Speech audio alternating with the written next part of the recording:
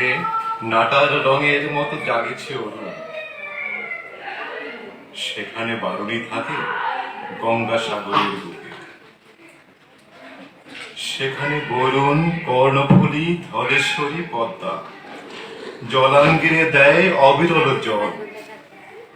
সেইখানে শঙ্খচিল পানের বনের মতো হাওয়ায় চঞ্চল।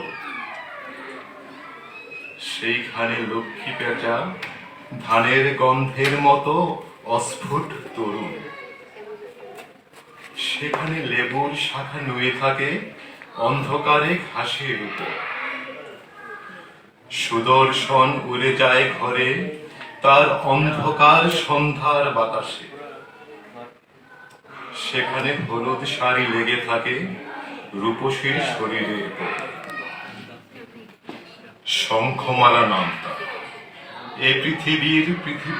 এ বিশাল পৃথিবীর কোন নদী ঘাসে তারে আর খুঁজে তুমি পাবে না গো। বিশালাক্ষী দিয়েছিল বর, তাই সে জন্মেছে নীল বাংলার ঘাস আর ধানের ভিতর। Thank you.